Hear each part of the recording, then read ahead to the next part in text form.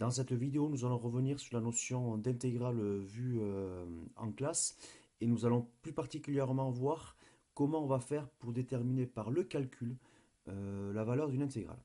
Donc pour cela, partons d'un exemple. Prenons une fonction affine ici, f de x égale 2x moins 5. Donc l'objectif sera de déterminer l'intégrale de moins 2 à 3 de 2x moins 5, donc cette fonction affine, dx. Alors nous avions vu qu'il y avait possibilité de le faire à l'aide de la calculatrice, donc reprenons la calculatrice.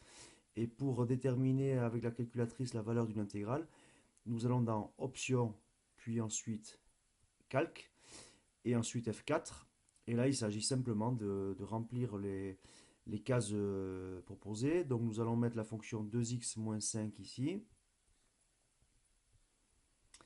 Et nous allons compléter les bornes de l'intégrale. En haut, la borne supérieure 3. En bas, la borne inférieure, moins 2. Donc la calculatrice nous annonce que cette intégrale a pour valeur moins 20. Alors, cette valeur moins 20, nous avions vu qu'il y avait peut-être possibilité de la déterminer graphiquement. Donc, on avait dit que l'intégrale d'une fonction correspondait à la surface d'un domaine particulier. Donc, pour cela, nous devons tracer la représentation graphique de la fonction affine, qui est une droite. La voici sur l'intervalle moins 2, 3. Donc, l'intégrale de cette fonction correspondra à la surface qui se trouve entre la droite et l'axe des abscisses. Alors ici, nous voyons que si on colorie ces deux surfaces, il y en a une qui se trouve en dessous de l'axe d'abscisse et l'autre au-dessus. Donc la règle consiste à prendre en valeur négative la surface qui se trouve sous l'axe des abscisses et en valeur positive celle qui se trouve au-dessus. Donc ici, il s'agit de deux triangles rectangles. Donc pour déterminer la surface d'un triangle rectangle, il faut faire base fois hauteur divisé par 2. Donc la première surface qu'on prendra en valeur négative se calculera en faisant base, c'est-à-dire ici 4,5 pour la base, et 9 pour la hauteur, donc 9 fois 4,5 sur 2. Et pour l'autre triangle rectangle, la surface qu'on prendra en valeur positive, on fera base 0,5 fois hauteur 1 divisé par 2.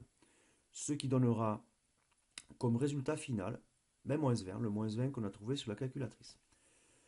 Donc maintenant, voyons comment on pourrait faire pour déterminer d'une autre façon que graphique la valeur moins 20, c'est-à-dire l'intégrale de la fonction sur l'intervalle moins 2, 3. Alors pour cela, nous allons utiliser la notion de primitive vue récemment. Et nous allons voir comment on utilise la primitive de la fonction petit f pour déterminer la valeur de l'intégrale. Alors ici, la fonction petit f étant 2x moins 5, nous avons vu qu'une primitive de cette fonction petit f sera, en fait, pour obtenir 2x, il faut dériver x carré, et pour obtenir 5, 5x. Donc une primitive de la fonction petit f sera la fonction grand F définie par grand F de x égale x carré moins 5x. Alors, pour déterminer l'intégrale de la fonction 2x moins 5 sur l'intervalle moins 2, 3, nous allons utiliser un théorème fondamental qui est le théorème suivant. Ce théorème dit que si f est une fonction continue sur un intervalle avec a et b de réels de i, si grand F est une primitive de petit f, alors, pour calculer l'intégrale de la fonction petit f sur l'intervalle ab, il suffira d'appliquer la fonction primitive aux deux bornes de l'intégrale en faisant une soustraction, en prenant l'image de la borne supérieure par la fonction primitive, moins l'image l'image de la borne inférieure par la fonction primitive. Donc nous ferons grand F de B moins grand F de A. Alors, cette différence, il y aura une notation particulière pour l'exprimer. On écrira entre crochets la primitive et on remettra les bornes inférieures, bornes supérieures. Donc voilà comment nous ferons pour calculer l'intégrale d'une fonction petit f grâce à la primitive grand F. Alors reprenons ici notre exemple là. Donc il s'agissait de déterminer l'intégrale de petit f de x sur l'intervalle moins 2, 3. Donc appliquons le théorème. Donc pour calculer cet intervalle, nous allons prendre la primitive déterminée ici, grand f de x, que nous allons écrire entre crochets. Donc j'applique le théorème ici. La primitive, je l'écris entre crochets, donc x carré moins 5x entre crochets. J'y remets les bornes inférieures et supérieures de mon intervalle. Et cette notation signifie que nous allons appliquer la primitive à 3 et la primitive à moins 2 et que nous ferons la différence entre les deux résultats obtenus. Donc ici, ça donnera l'image de 3 par la primitive, 3 au carré moins 5 fois 3, moins l'image de moins 2 par la primitive, moins 2 au carré, moins 5 fois moins 2. Donc il n'y a plus qu'à déterminer les images entre parenthèses. La première donne moins 6, moins la seconde qui donne 14. Donc nous faisons moins 6, moins 14.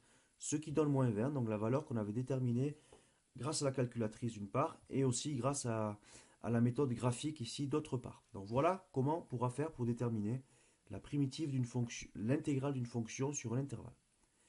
Nous allons voir maintenant un deuxième exemple pour confirmer ce qu'on a fait ici dans cet exemple-là.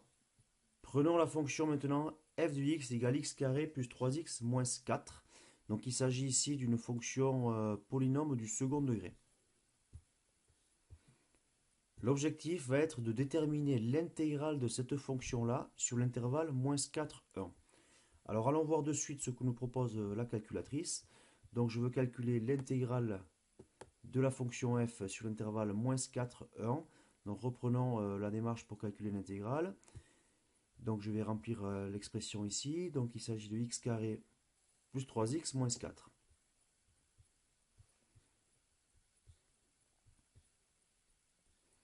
Sur l'intervalle moins 1, 4. Moins 4, 1 plutôt. La calculatrice nous donne le résultat moins 125e sur 6. Donc voilà l'intégrale de la fonction f sur l'intervalle moins 4, 1. Alors, comme tout à l'heure, reprenons un petit peu graphiquement, regardons un petit peu graphiquement à quoi cela correspond. Donc, nous avons une fonction polynôme du second degré sur l'intervalle moins 4, 1. Traçons-la. Donc, nous allons obtenir une parabole, hein, puisqu'il s'agit d'une fonction polynôme du second degré. La voici. Donc, l'intégrale de cette fonction du second degré sur l'intervalle moins 4, 1, géométriquement peut être vue comme étant l'aire mais en comptant cette aire négativement puisque la fonction se trouve en dessous de l'axe d'abscisse. Donc l'aire du domaine situé entre l'axe d'abscisse et la courbe. Donc cette surface ici coloriée en bleu. Alors, contrairement à l'exemple précédent, le domaine ici qui apparaît ne constitue pas une figure géométrique connue pour laquelle on aurait une formule de calcul de surface. Donc malheureusement, nous n'avons pas la possibilité ici, par une formule de calcul, d'obtenir la valeur de cette surface-là. C'est pour cela que nous allons appliquer la nouvelle méthode de calcul d'une intégrale basée sur la primitive de la fonction. Alors ici, prenons la fonction f ici, nous avons une fonction polynôme du second degré, nous savons déterminer une primitive de cette fonction. En effet, une primitive de x carré est x puissance 3 sur 3. Une primitive de 3x, ça va être 3 fois une primitive de x qui est x carré sur 2. Et une primitive de moins 4, c'est moins 4x. Donc une primitive de la fonction petit f pourra s'écrire sous la forme 1 tiers de x au cube plus 3 demi de x carré moins 4x. Bon, ce travail de primitive, on l'a déjà vu, donc je ne m'y attarde pas. Donc voilà une primitive de petit f. Donc maintenant, je vais appliquer le théorème ici qui me dit comment calculer l'intégrale d'une fonction sur l'intervalle. Je vais donc mettre entre crochets la primitive obtenue et rappeler les bornes inférieures et supérieures de l'intervalle ici. Donc ce qui donne cette expression-là, j'ai réécrit la primitive entre crochets de moins 4 à 1. Et je vais appliquer la primitive à la borne supérieure, à 1, moins la primitive appliquée à la borne inférieure, moins 4. Donc ce qui donnera l'expression de cette primitive en remplaçant x par 1, donc 1 tiers fois 1 au cube, plus 3 demi de fois 1 au carré, moins 4 fois 1, moins, puisque je fais une différence, la primitive appliquée à la valeur moins 4, donc 1 tiers fois moins 4 au cube, plus 3 demi fois moins 4 au carré, moins 4 fois moins 4. Donc à l'aide de la calculatrice, je calcule les deux images qui se trouvent entre parenthèses, ce qui donne pour l'une moins 13 sixième moins l'autre 56 tiers. Et la calculatrice me finit le calcul sur ces fractions-là. Et j'obtiens en bout de course moins 125 sixièmes, soit la valeur que j'avais déterminée à l'aide de la calculatrice. Donc voilà, dans cette vidéo, il s'agissait donc de vous montrer comment on fera maintenant pour déterminer la valeur exacte d'une intégrale d'une fonction sur l'intervalle. Donc on se servira d'une primitive de cette fonction, c'est pour ça qu'il est très important de savoir déterminer par calcul une primitive d'une fonction. Et cette primitive, il s'agira de l'appliquer aux deux bornes de l'intervalle en effectuant la différence des deux images obtenues.